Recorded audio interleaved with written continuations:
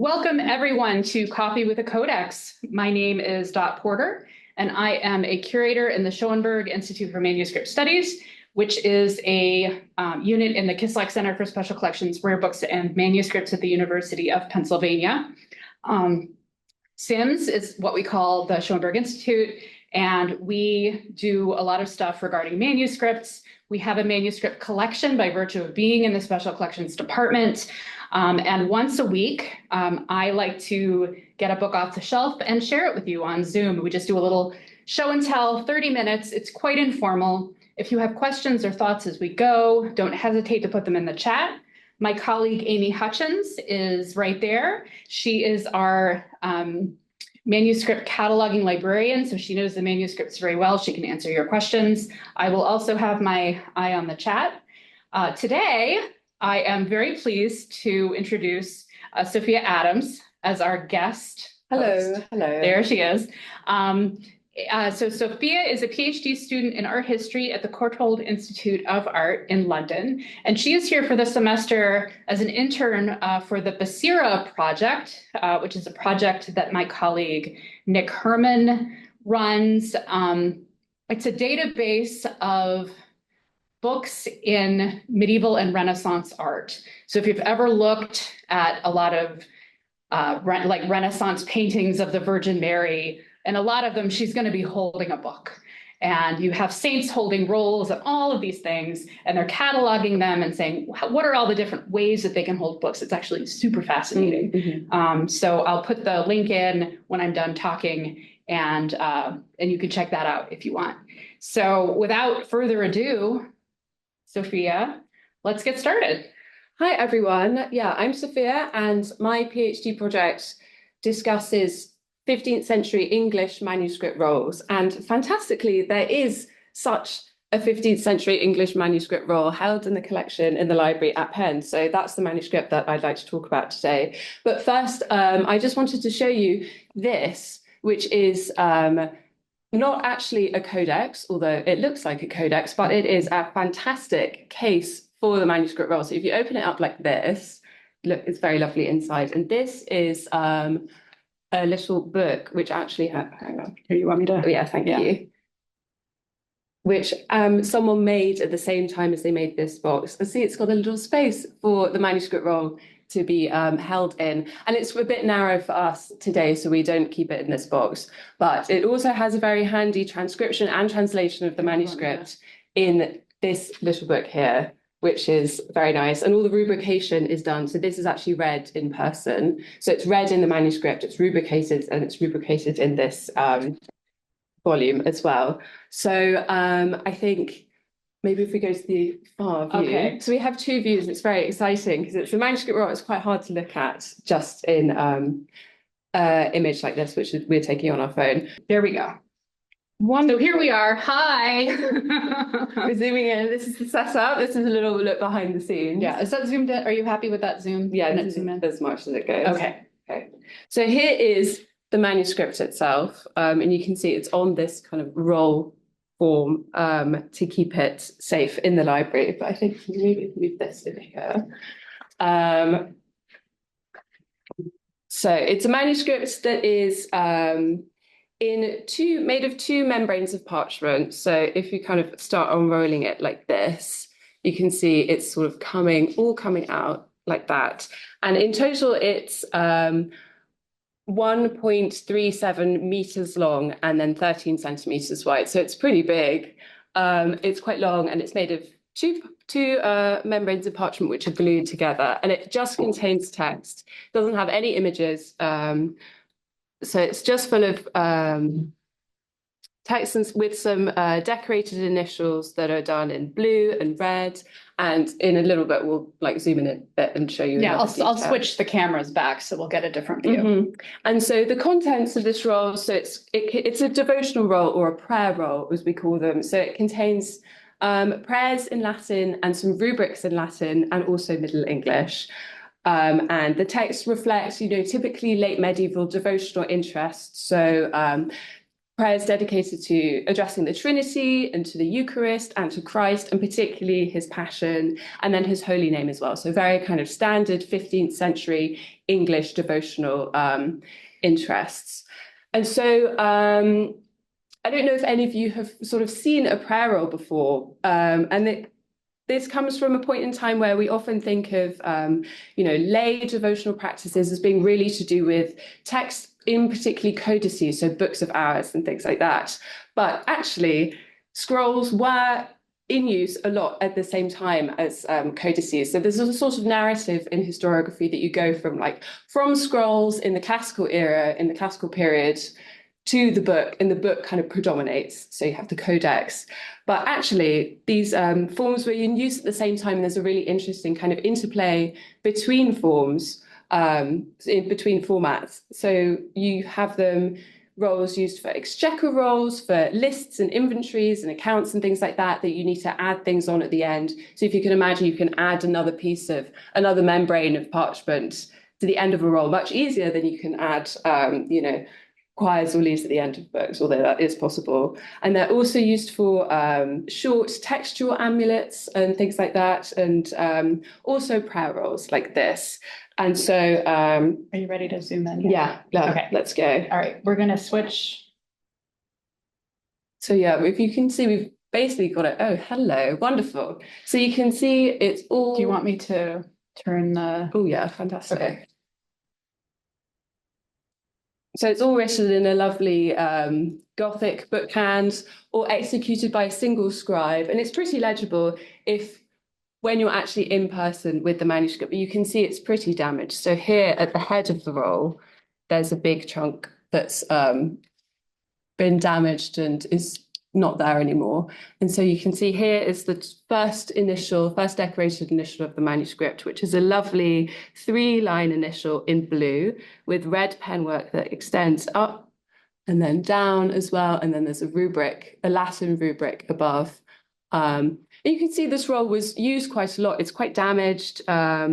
It's all gone dark. And there's a reason why rolls like this, prayer rolls, often don't survive. So part of the reason why we don't really consider prayer rolls necessarily as, that widespread a kind of object is because often they don't survive. You can see here, there's all this damage. A manuscript roll doesn't have the same kind of protection that a codex does. So if you think about a codex, it's got, hard boards that protect it, whereas a roll like this is sort of just a kind of scrappy thing, might be a scrappy thing that could get damaged. They were often destroyed in the Reformation, particularly thinking about the English context of this roll. So it's quite lucky that we have this surviving. And so if we go a little bit further down, you can see this is just this is a prayer to the Trinity kind of going down. It's like 60, no, maybe not 60 lines. It's pretty long. And another lovely initial here. You can see the penwork. Zoom in further. Oh, fantastic. Yeah. Lovely, lovely penwork. And it was a very similar type as the other one that kind of repeats all the way through. So it's a pretty kind of workaday manuscript. We asked the question. So Megan's asked, how would it have been stored? The case you showed at the beginning doesn't seem contemporary. It's not contemporary. I'm not quite sure when the case was made, in the 19th century, maybe? Probably. Let me see if I can. You keep talking and I'll look at the record and see. But that's actually a great question. So we know that small textual amulets, which are a certain kind of text that it was believed to protect you against all sorts of dangers that I'll be talking about in a little bit as well. We know that they were kept around the neck in pouches or bags. So you can have that if they're very small, you can fold them up or roll them up and keep them with you. And then others, there's a really fantastic example in the Morgan of a roll, Life of St. Margaret, which is in French, and that still has a leather case. It's sort of like a tube.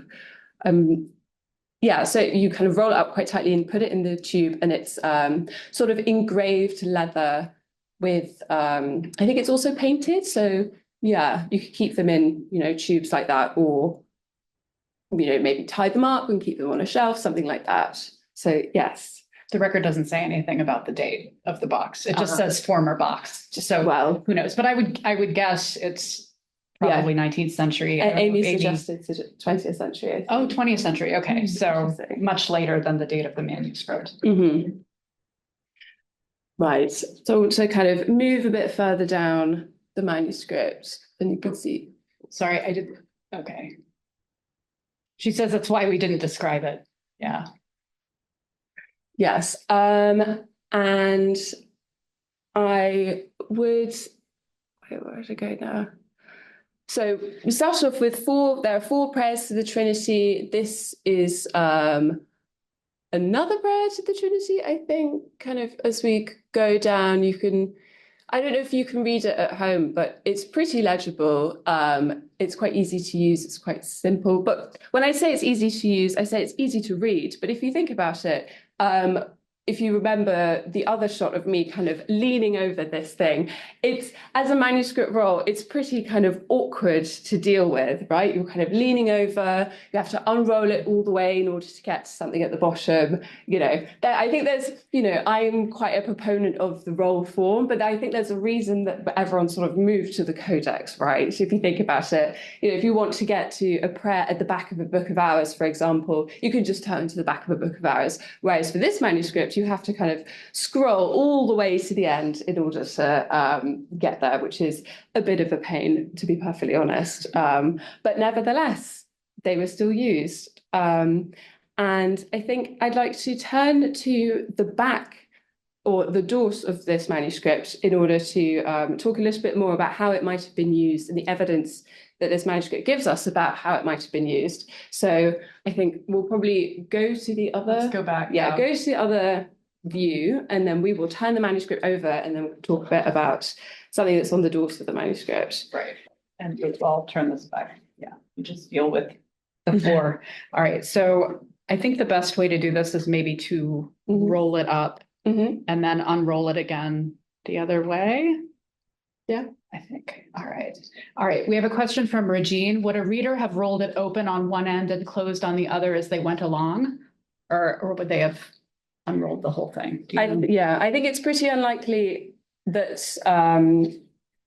it depends how long the manuscript is. So this isn't one of the longest ones that I've encountered. Yeah. There's one, yeah. I was just going to say, we have a 15th century, not the same kind of roll, a genealogical roll that's 36 feet long, that we actually featured on Coffee with a Codex a while back, so you can search for it. And that one, I mean, I don't actually know if we know how that would have been. Yeah. But yeah. Yeah, so there are some like Netherlandish paintings that show, for example, the Virgin with a roll, and she kind of has it spilling down off the table. So that might be some evidence about how people kind of use them in terms of rolling them up or not rolling them. But I don't know, whatever we can say, it's a bit speculative because we don't really have that kind of information about how it was, like that kind of very precise information about how they might have been used. Wait. And this is the top. Yeah. So this is now the top and this is the bottom. So interestingly, the text runs like down this way and then down this way, which is not typical. It's more like a, someone told me legal rolls go this way and then that way, which is interesting, something I kind of need to look into. But typically the rolls that I have, if there's anything on the doors, it goes this way and then this way. So they kind of flip it over sideways, but here you need to kind of, you know, go back and forth like this. So this side of the manuscript has a lot more rubrication on it, and the rubrics are in Middle English, which is very interesting. And so there are 2 long ones. And the first one kind of gives the story about how a certain man in Brittany was supposed to use a specific prayer that follows on the manuscript, and then he, you know, the Virgin appears to him, something like that. It's quite kind of a typical story like that. But then the second one, which I want to talk about, is where do you want the camera pointed? I would like it here. All right. Should we move? Yeah. So moving past, that's the first long Middle English rubric. And then to the second Long Middle English rubric, which is here. Wonderful. Here, yeah, it's got to go back this way. Okay. Okay, perfect. There we go. And I'm just going to read out the rubric. I have a transcription here, and I'm not sure if so bits of it are quite legible. You can kind of see like, and beareth anyway, but I'll read it out loud. So it goes, who saith this orison devoutly, next following with the Psalms, as it is marked that day, shall he not die of no sudden death, nor perish in no degree on land nor in water? And if a man be in any peril in the sea, take a cup full of the water of the sea, and say this orison thereover, and then cast that water into the sea, and the tempest shall abate. And whoso say a mass of Our Lady, that is to say, a prayer following, over this prayer, and beareth upon him, he shall have love of all people, and grace shall come to him. And if a woman travel of child, so be in labour, say this orison over her, and she shall be well delivered, she and the child both safe.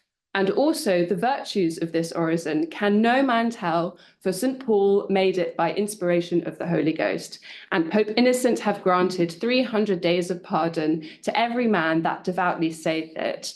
So that text has a lot kind of packed into it. So it's got, Pope Innocent giving indulgences, so days of pardon to people that say this prayer. And then also, apparently, St. Paul had written it with the inspiration of the Holy Ghost, so was inspired by the Holy Spirit.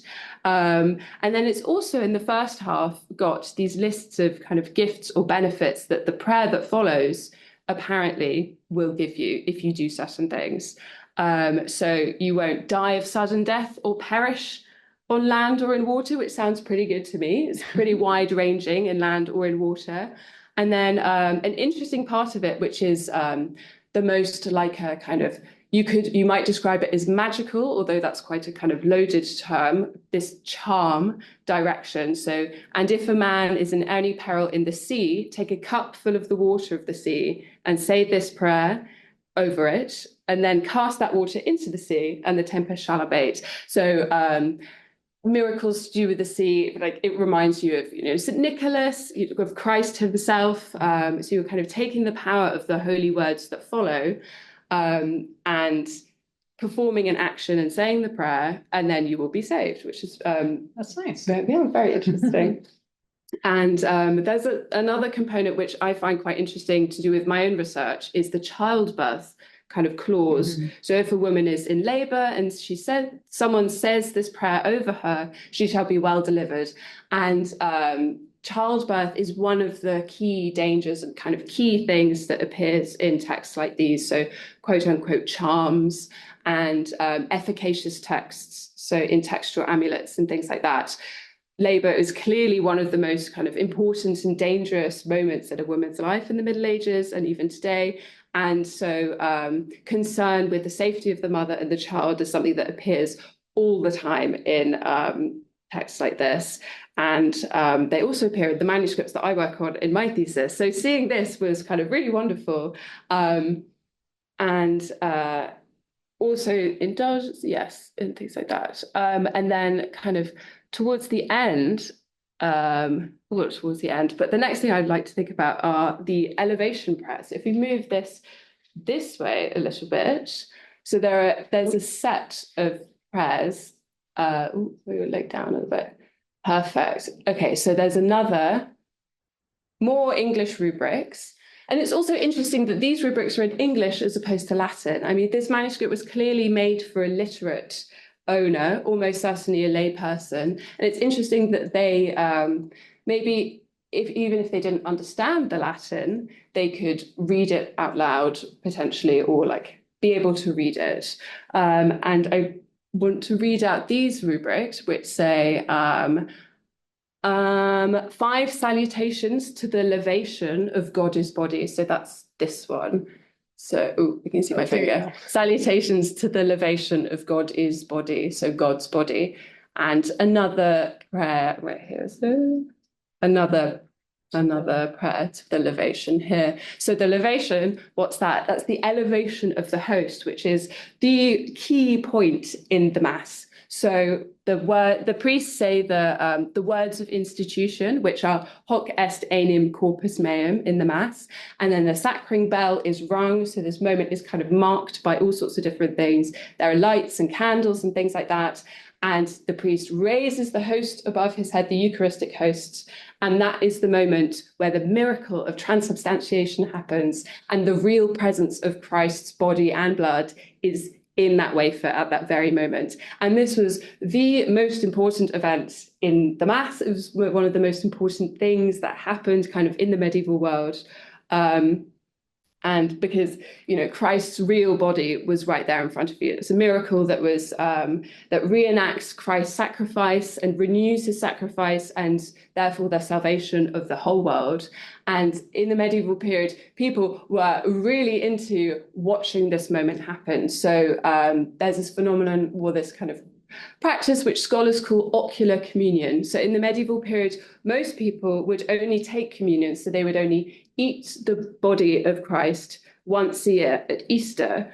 And so looking at the host when this happened became very important. If you can't eat it, if you can't consume it, you consume it in other ways with your gaze. And so at the moment of transubstantiation, the moment of the elevation, you wanted to be able to look at it and you wanted to be able to say prayers. So this manuscript very handily provides many different versions of many different prayers that you could possibly say at this moment. So you have this one with a really lovely initial A with more penwork. So it's all this lovely blue, and it starts Ave Jesu Christe, and it's talking about his sacrifice on the cross and his wound in his side. Ave Jesu Christe, vulnerate lateris in medio. So this line in medio here, and it's pretty legible actually. It's quite nice. And then Ave calams perforatiae. Yeah. So the prayers that come at this point on the manuscript kind of reiterate the importance of Christ's sacrifice and his suffering, and many of them also refer to the resurrection as well. You know, there's other phenomenally important miracle that happens, and he goes back into heaven, all that sort of thing. Yes. So this, I think, these prayers kind of give us a hint about how this manuscript might have been used by a medieval person, right? So you've got these prayers which are specifically for this moment in the Mass. And so presumably we can think about this manuscript being taken by someone with them to church, which we know that people did. So Marjorie Kemp talks about, you know, people around her having books and things like that. And so we can imagine this manuscript kind of moving potentially with a person, maybe being carried in a pouch, like I kind of mentioned earlier, on their body to the Mass, to church, to go to a church service, and then kind of taking it out and maybe looking at it and holding it with them. Maybe other people around them having manuscripts like this. You know, there are all sorts of possibilities that these rubrics sort of suggest. And we have books such as the Lay Folks Mass book is a Middle English text, and it kind of describes the Mass and kind of provides instruction for lay people to kind of get more out of it, more prayers that they can do alongside the prayers and the liturgy being enacted by the priest, so they can kind of have a more impactful, kind of a heightened spiritual experience. They can kind of get more out of the church service. There is a question in the chat about the use of rolls more generally. Yeah, I was waiting till she was done to ask that. But Yeah. are you done? Mm-hmm. So the question is there an element of appealing to an aesthetic of ancient wisdom or legitimacy in the use of rolls for religious, legal, and genealogical texts? You know, I think so. You see representations of rolls in artworks that represent. So prophets hold rolls, so like the old versus the new dispensations. So you have people from like biblical history often hold rolls, and then, for example, saints after the birth of Christ often hold books. So there is definitely this like idea that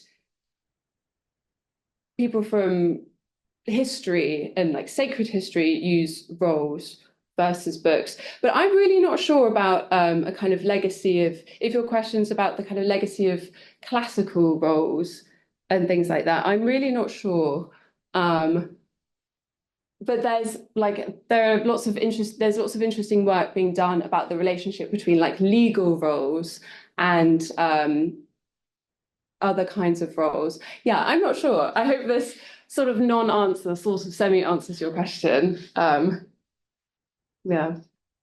So I have a question, and that is, so you talked about this is potentially a thing that someone would have brought with them to church.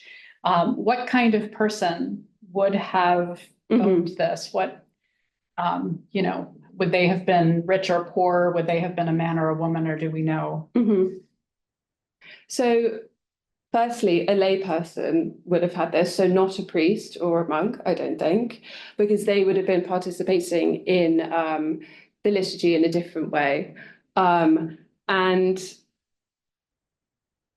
because it's in, it's very textual, it would have been someone who was literate, which typically, they're typically men, although that changes over the course of the 15th century, and they're typically wealthier. So it wouldn't have been a very poor person at all. And it's, it doesn't have any images, but it's quite nicely done. So it's not a totally inexpensive manuscript. You get very kind of much smaller, much rougher, like examples of rolls like this that are clearly cheaper. So it's, not the most deluxe manuscripts, you get some with gold leaf and things like that and really beautiful images, but then it's not the kind of cheapest. So yeah, we've got these nice, I'm going to go up here so we can see this initial. Yeah, more lovely initials. Yeah, with the pen work.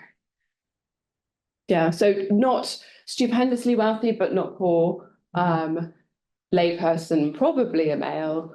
Right, even with the bit about the childbirth. Yeah. So I think it's a convention. It's a kind of generic gift, right, that appears in almost all of these texts.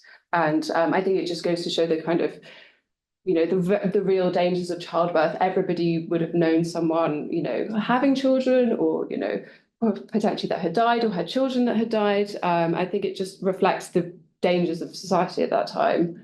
And like common concerns. That makes sense.